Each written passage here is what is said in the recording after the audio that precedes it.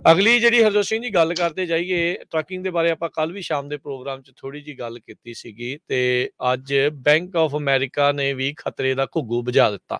ਜੀ ਉਹਨਾਂ ਨੇ ਕਿਹਾ ਵੀ ਜਿਹੜੇ ਫਰੇਟ ਦਾ ਜਿਹੜਾ ਡਿਮਾਂਡ ਆ ਉਹ ਕਾਫੀ ਜ਼ਿਆਦਾ ਇਸ ਟਾਈਮ ਘਟ ਚੁੱਕਾ ਹੈਗਾ ਆ। ਕਹਿੰਦੇ ਵੀ ਟਰੱਕਰਸ ਦੀ ਡਿਮਾਂਡ ਪਿਛਲੇ 22 ਮਹੀਨਿਆਂ 'ਚ ਸਭ ਤੋਂ ਘੱਟ ਇਸ ਟਾਈਮ ਹੈਗੀ ਆ।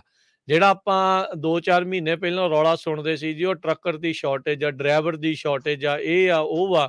ਕਹਿੰਦੇ ਵੀ ਉਹ ਸਾਰੀਆਂ ਗੱਲਾਂ ਧਰੀਆਂ ਧਰਾਈਆਂ ਜਿਹੜੀਆਂ ਆ ਵਿੱਚ ਵਿਚਾਲੇ ਹੀ ਜਿਹੜੀਆਂ ਉੱਧਰ ਰਹਿ ਗਈਆਂ ਹੈਗੀਆਂ। ਹੁਣ ਉਹਨਾਂ ਲੋਕਾਂ ਦੇ ਲਈ ਹਰਜੋਤ ਸਿੰਘ ਜੀ ਬਹੁਤ ਵੱਡੀ ਮੁਸ਼ਕਲ ਸਾਹਮਣਾ ਆਊਗਾ ਜਿਨ੍ਹਾਂ ਨੇ ਬਹੁਤ ਮਹਿੰਗੇ ਭਾਅ ਦੇ ਉੱਤੇ ਇਕਵਿਪਮੈਂਟ ਬਹੁਤ ਵੱਡੇ ਇੰਟਰਸਟ ਰੇਟ ਦੇ ਉੱਤੇ ਜਿਹੜਾ ਉਹ ਖਰੀਦਿਆ ਆ ਵੀ ਉਹ ਵਿਚਾਰੇ ਜਿਹੜੇ ਹੁਣ ਉੱਧਰ ਕੀ ਕਰਨ ਜਾ ਰਹੇ ਆ।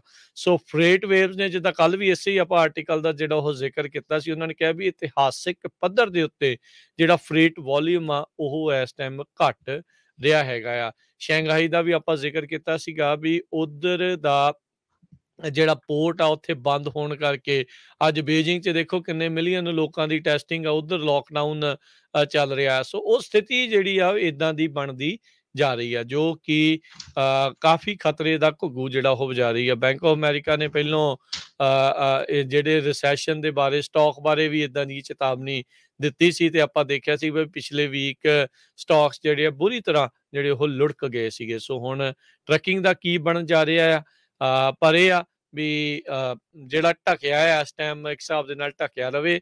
ਬਹੁਤ ਹੀ ਸਬਰ ਸੰਤੋਖ ਦੇ ਨਾਲ ਕੰਮ ਕਰਨ ਦਾ ਵੇਲਾ ਜਿਹੜਾ ਉਹ ਇਸ ਟਾਈਮ ਆ ਰਿਹਾ ਹੈਗਾ ਜੀ। ਟਰੱਕਿੰਗ ਤੇ ਰੀਅਲ ਸਟੇਟ ਦੋਨੇ ਬਹੁਤ ਸ਼ੇਕੀ ਹੈਗੇ ਆ। ਡਾਓ ਜੋਨ ਦੀ ਤੁਸੀਂ ਗੱਲ ਕਰ ਰਹੇ ਸੀ, ਕੱਲ 200 ਕੁਝ ਪੁਆਇੰਟ ਅਪ ਗਿਆ ਸੀ ਵੀ ਹੁਣ ਤੱਕ ਜਿਹੜਾ ਡਾਓ ਜੋਨ ਆ 500 ਪੁਆਇੰਟ ਡਾਊਨ ਹੈਗਾ ਆ। ਨੈਸਡੈਕ 3% ਡਾਊਨ ਹੈਗਾ। ਸੈਲ ਆਫ ਬਿਲਕੁਲ ਕਹਿੰਦੇ ਟੈਕ ਸਟਾਕਸ ਦਾ। ਸੋ ਇਸੇ ਤਰ੍ਹਾਂ ਅੱਜ ਇੱਕ ਹੋਰ ਐਕਸਪਰਟ ਹੈਗੇ ਆ ਇਕਨੋਮੀ ਦੇ ਉੱਤੇ, ਉਹਨਾਂ ਨੇ ਕਿਹਾ ਵੀ 50% ਚਾਂਸ ਆ ਕਿ ਰਿਸੈਸ਼ਨ ਆਉਣ ਵਾਲੇ 12 ਮਹੀਨਿਆਂ ਦੇ ਵਿੱਚ ਆ ਰਿਹਾ ਹੈਗਾ ਆ। ਇਨਫਲੇਸ਼ਨ ਬਹੁਤ ਜ਼ਿਆਦਾ ਆ, ਕੰਜ਼ਿਊਮਰ ਦੀ ਸਪੈਂਡਿੰਗ ਜਿਹੜੀ ਆ ਉਹ ਬਹੁਤ ਵੀਕ ਹੋ ਗਈ ਹੈਗੀ ਆ। ਪਟਨਮ ਇਨਵੈਸਟਮੈਂਟ ਦੇ ਜਿਹੜੇ ਇੱਕ ਸਟ੍ਰੈਟਜਿਸਟ ਹੈਗੇ ਆ ਜੌਨ ਵਿਲਨਰਕੋਟ, ਉਹਨਾਂ ਨੇ ਦੱਸਿਆ ਕਿ ਸਟਾਕ ਮਾਰਕੀਟ ਵੀ ਬੁਲਿਸ਼ ਰਹੂਗੀ ਤੇ ਰਿਸੈਸ਼ਨ 12 ਮਹੀਨਿਆਂ 'ਚ ਪੱਕਾ ਆਣਾ ਹੀ ਆ। ਕਾਰਨ ਕੀ ਆ? ਕਹਿੰਦੇ ਵੀ ਜਿਹੜੇ ਕੰਜ਼ਿਊਮਰਸ ਆ, ਜਿਹੜੇ ਆਪਾਂ ਲੋਕ ਆ ਹਨਾ, ਦੇਖਣ ਨੂੰ ਤਾਂ ਕਹਿੰਦੇ ਬੜੇ ਹੱਟੇ ਕੱਟੇ ਹੈਲਥੀ ਲੱਗਦੇ ਆ, ਪਰ ਇਹ ਲੋਕ ਡਿਸੀਵਿੰਗ ਆ, ਦੇਖਣ ਨੂੰ ਹੀ ਲੱਗਦੇ ਆ ਪਰ ਪਿੱਛੇ ਉਹਨਾਂ ਦੇ ਬਹੁਤ ਜ਼ਿਆਦਾ ਜਿਹੜਾ ਡਰ ਹੈਗਾ ਜੀ।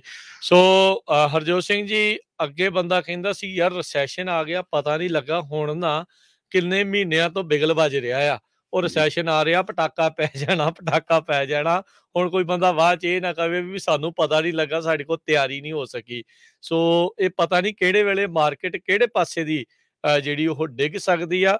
ਸੋ ਇਸ ਟਾਈਮ ਜਿਹੜੀ ਮਨੀ ਆ ਉਸ ਨੂੰ ਕੰਜ਼ਰਵ ਕਰਨ ਵਾਲੇ ਪਾਸੇ, ਬਚਾ ਕੇ ਰੱਖਣ ਵਾਲੇ ਪਾਸੇ ਨੂੰ ਜਿਹੜਾ ਉਹ ਤੁਸੀਂ ਕਰੋ। ਨੋ ਡਾਊਟ ਇਸ ਦੇ ਵਿੱਚ ਓਪਰਚੁਨਿਟੀਜ਼ ਵੀ ਜਿਹੜੀਆਂ ਉਹ ਮਿਲਦੀਆਂ, ਜਿਹੜੀਆਂ ਲੈ ਸਕਦਾ ਹੈ ਉਹ ਰਿਸਕ, ਉਹ ਓਪਰਚੁਨਿਟੀਜ਼ ਨੂੰ ਜਿਹੜਾ ਆਪਣੇ ਵੱਲ ਨੂੰ ਧੱਕ ਸਕਦਾ ਆ ਤੇ ਉਹ ਵੈਲਕਮ ਆ, ਉਹ ਕਰੇ। ਪਰ ਤੁਹਾਨੂੰ ਪਤਾ ਹੋਣਾ ਚਾਹੀਦਾ ਹੈ ਵੀ ਤੁਸੀਂ ਕੀ ਕਰ ਰਹੇ ਆ। ਦੇਖੋ ਦੇਖੀ ਜਿਹੜਾ ਆ ਉਹ ਚੀਜ਼ ਕਿਸੇ ਦੇ ਵੱਲ ਦੇਖ ਕੇ ਨਾ ਕਰਿਓ। ਤੁਹਾਨੂੰ ਦੇਖਣਾ ਪੈਣਾ ਵੀ ਤੁਹਾਡੇ ਲਈ ਉਹ ਚੀਜ਼ ਵਰਕ ਕਰ ਸਕਦੀ ਆ ਜਾਂ ਨਹੀਂ। ਜੇ ਰਿਸਕ ਲੈਣਾ ਆ then you are welcome to take risk. ਉਹ ਤੁਹਾਡੀ ਜਿਹੜੀ ਉਹ ਆਪਣੀ ਮਰਜ਼ੀ ਆ, ਉਹ ਨਿੱਜੀ ਜਿਹੜੀ ਉਹ ਰਾਏ ਹੈਗੀ ਆ। ਕੱਲ ਜਿੱਦਾਂ ਆਪਾਂ ਦੇਖ ਰਹੇ ਸੀਗੇ ਹਰਜੋਤ ਸਿੰਘ ਜੀ ਵੀ ਟਵਿੱਟਰ ਦਾ ਸਟਾਕ ਵੱਧ ਗਿਆ ਸੀ, ਅੱਜ ਟੈਸਲਾ ਦਾ ਸਟਾਕ 10% ਜਿਹੜਾ 9% ਆ ਉਹ ਡਿੱਗ ਗਿਆ। ਸੋ ਪਤਾ ਨਹੀਂ ਲੱਗ ਰਿਹਾ ਕੀ ਜਿਹੜਾ ਹੈਗਾ। ਫਰਵਰੀ ਦੇ ਵਿੱਚ ਹੋਮ ਪ੍ਰਾਈਸਿਸ ਕਹਿੰਦੇ ਕਈ ਥਾਵਾਂ ਦੇ ਉੱਤੇ 20% ਵੱਧ ਗਈਆਂ।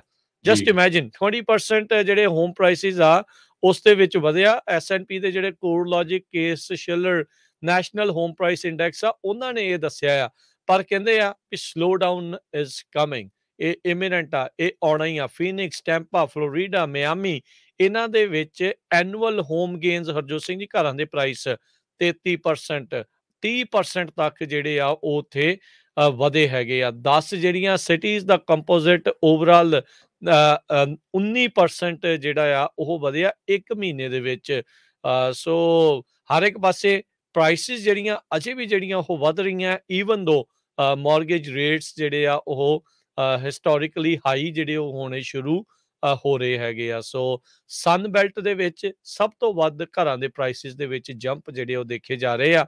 ਪਰ ਜਿਨ੍ਹਾਂ ਨੇ ਇਹ ਆંકੜੇ ਦੱਸੇ ਆ ਜੰਪ ਦੇ, ਉਹੀ ਇਹ ਹੁਣ ਕਹਿ ਰਹੇ ਆ ਵੀ ਸਲੋ ਡਾਊਨ ਜਿਹੜਾ ਉਹ ਆ ਰਿਹਾ ਆ। ਸੋ ਹੁਣ ਕੋਈ ਵੀ ਕਿਸੇ ਨੇ ਵੀ ਕਿੱਦਾਂ ਦੀ ਵੀ ਇਨਵੈਸਟਮੈਂਟ ਵੱਡੀ ਛੋਟੀ ਕਿੱਦਾਂ ਦੀ ਵੀ ਕਰਨੀ ਆ, ਉਹ ਭਾਈ ਧਿਆਨ ਦੇ ਨਾਲ ਠੰਡੇ ਦਿਮਾਗ ਦੇ ਨਾਲ ਸੋਚ ਕੇ ਜਿਹੜੇ ਸਾਰੇ ਜਾਣੇ ਉਹ ਫੈਸਲਾ ਲਿਓ। ਜੀ, realtor.com ਦੇ ਜਾਰਜ ਰੇਟੂ ਜਿਹੜੇ ਉਹਨਾਂ ਦੇ ਇਕਨੋਮਿਕ ਰਿਸਰਚ ਦੇ ਮੈਨੇਜਰ ਆ, ਉਹਨਾਂ ਨੇ ਇਹ ਕਿਹਾ ਵੀ ਹੁਣ ਸਪਰਿੰਗ ਹਾਊਸਿੰਗ ਮਾਰਕੀਟ ਆਪਾਂ ਦੇਖ ਸਕਦੇ ਹਾਂ ਵੀ ਉਹ ਥੋੜੀ ਕੂਲ ਡਾਊਨ ਹੋ ਰਹੀ ਹੈਗੀ ਆ, ਥੋੜੀ ਠੰਡੀ ਹੋ ਰਹੀ ਆ। ਇੱਕ ਬਿਲਕੁਲ ਕਲੀਅਰ ਸਾਈਨ ਹੈਗੇ ਆ। ਬਹੁਤ ਸਾਰੇ ਜਿਹੜੇ ਵਾਇਰਸ ਆ ਉਹ ਡਿਸਾਈਡ ਕਰ ਰਹੇ ਆ ਵੀ ਆਪਾਂ ਇੱਕ ਸਟੈਪ ਥੋੜਾ ਬੈਕ ਲੈ ਲਈਏ, ਤਾਂ ਫਿਰ ਰੀਐਵੈਲੂਏਟ ਕਰੀਏ ਆਪਣਾ ਬਜਟ ਨੂੰ ਤੇ ਟਾਈਮ ਲਾਈਨਸ ਨੂੰ ਘਰ ਖਰੀਦਣ ਦੇ ਲਈ। ਸੋ ਸਰੋਤਿਓ, ਆਪਾਂ ਜਿਹੜੇ ਵੀ ਐਕਸਪਰਟ ਦੀ ਜਿੱਦਾਂ ਦੀ ਜਿਹੜੀ ਖਬਰ ਹੁੰਦੀ ਆ, ਜਿੱਦਾਂ ਦੀ ਉਹਨਾਂ ਦੀ ਜੋ ਸੋਚ ਰਹੇ ਆ ਵੱਖ-ਵੱਖ ਕੰਪਨੀਆਂ ਵਾਲੇ, ਉਹ ਆਪਾਂ ਤੁਹਾਡੇ ਨਾਲ ਸਾਂਝੇ ਕਰਦੇ ਰਹਿੰਦੇ ਆ। ਫਿਰ ਸਾਨੂੰ ਕਈ ਵਾਰੀ ਪੁੱਛਦੇ ਰਹਿੰਦੇ ਘਰ ਲੈ ਲਈਏ ਜਾਂ ਨਹੀਂ। ਸੋ ਉਹ ਤੁਹਾਡੀ ਮਰਜ਼ੀ ਆ। ਪਰ ਆਪਾਂ ਜਿਹੜੇ ਵੱਖ-ਵੱਖ ਐਕਸਪਰਟਸ ਆਉਂਦੇ ਆ, ਉਹਨਾਂ ਦੀ ਹਰ ਰੋਜ਼ ਤੁਹਾਡੇ ਨਾਲ ਇਸੇ ਕਰਕੇ ਇਸ ਫੀਲਡ ਦੇ ਉੱਤੇ ਜ਼ਿਆਦਾ ਸਾਂਝੀ ਕਰਦੇ ਆ ਵੀ ਸਾਰੇ ਜਣੇ ਸੋਚ ਕੇ ਆਪਣਾ ਜਿਹੜਾ ਵਧੀਆ ਡਿਸੀਜਨ ਲਓ।